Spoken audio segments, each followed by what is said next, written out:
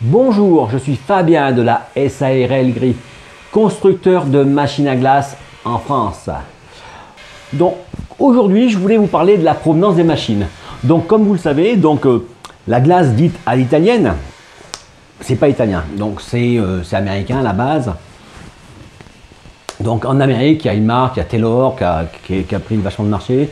Il y a une autre boîte aussi qui s'appelle Emerson. Je crois que la boîte elle a 130 ans, hein, en fait, hein, c'est un des pionniers de la machine à glace en fait. Hein. Ensuite, donc vous allez trouver les Italiens comme Carpigiani, il y a Gelmatic, il y a Innova, mais il y en a tout plein en fait. Hein. C'est vraiment des machines. Là, par contre, bon, le truc c'est que le tarif il est hyper cher, quoi. D'accord? Alors surtout cette vidéo elle a été faite pour ça. C'est que en Allemagne, il n'y a pas de machine à glace, d'accord? J'ai vu un site qui proposait des machines à 3000 € en disant Allemagne. Hein. Donc, c'est pas allemand. Il n'y a pas de machines qui sont fabriquées en Allemagne, d'accord? Les Allemands, à part les voitures, je ne sais pas ce qu'ils savent faire en fait. Hein. Donc, je déconne. Non, mais les Allemands, c'est des gros importateurs chinois. Hein. Moi, je me rappelle à l'époque, quand on cherchait pour les panneaux solaires, le type il disait ouais, allemand c'est de la qualité, etc. Mais en fin de compte c'est produit de Chine. Alors vous voyez, donc voilà. Donc bien vous méfiez de ça. Il n'y a pas de fabricant de machines à glace à l'italienne, moins de soft, en Allemagne. Ok. Il n'y en a pas non plus en Espagne. Hein. Non, je dis ça parce que l'autre jour j'ai vu quelqu'un, c'était il y a un petit moment dans une foire, le mec il avait monté une société en Espagne, il importait ses machines de Chine. Après, il était en France, il les fait venir d'Espagne, il disait ouais, mais ça vient d'où? Ça vient d'Espagne, d'accord? Donc c'est pareil, ok? En fin de compte, c'est facile à vous retenir. À part nous, en France, on est deux à fabriquer des machines, d'accord? Il y a moi, c'est pas correct, donc il y a Cloa. Cloa à Paris, c'est un type qui fabrique tout ce qui est turbine, pasteurisateur dans des gros volumes, etc. Il fabrique l'autocuiseur, d'accord? Et nous, on fabrique tout ce qui est soft, esquimaux, glace bâtonnée. Là on bosse sur des vitrines, etc., des chariots à transporter les vitrines pour faire des esquimaux par exemple et des autres glaces surtout. Là on bosse sur les petits pasteurisateurs pour essayer de ne pas se bouffer entre nous, quoi, je veux dire, hein, d'accord. Et après le reste, tout ce que vous allez trouver qui est en dessous de 10 000 €, de toute façon ça vient de Chine, il n'y a pas à se soucier. Alors on a beau le peindre en blanc, vert, rouge comme on veut, je veux dire un produit chinois c'est un produit chinois. Donc le problème c'est pas que la Chine elle fait de la merde. C'est faux, d'accord? Le problème, ça vient surtout des personnes qui importent. Hein. Ils cherchent le prix le plus bas pour pouvoir vendre le prix le plus cher. Donc, du coup, vous avez comme celui qui vend des trucs allemands. En plus, celui qui marque comme quoi c'est allemand, c'est vraiment c'est ça qui m'a poussé un peu le truc, c'est que c'est le premier prix qu'on peut trouver en Chine. La plus belle merde qu'il a trouvée, il a pris celle-là, parce que c'était la moins chère, d'accord? Donc, je ne sais même pas si c'est aux normes, hein. Je veux dire, c'est pas mon boulot. Mais j'en ai vu parce que j'ai vu des gens qui importaient des machines, pas de froid en haut, des bacs pas réfrigérés, ça venait de Chine. D'autres avec le R22. Donc le R22 c'est le gaz qui a du fluor et qui bouffe l'ozone en fait, d'accord. C'est interdit en France depuis 2004, hein, d'accord. Et donc c'est ça le petit coup de gueule, c'est que nous on essaie de faire un produit de qualité et on essaie de le mettre vraiment en tarif.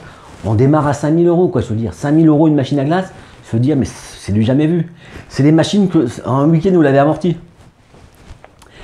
Mais à côté de ça, et puis il y a des gens, des menteurs, des gens comme ça. Mais le pire, c'est pas ça, c'est que ce qui peut être énervant, ça va être le principe que tout ce qu'il vous a raconté de cette belle histoire derrière, le SAV, si c'est un menteur pareil, je veux dire, à partir du moment qu'il ment sur un truc, il va vous mentir sur tout le reste, d'accord?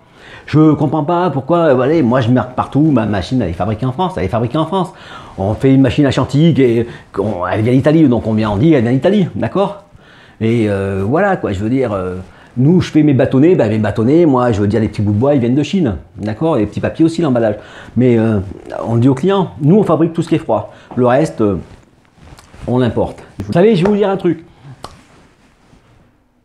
Vous prenez, je ne sais pas si vous êtes bricoleur.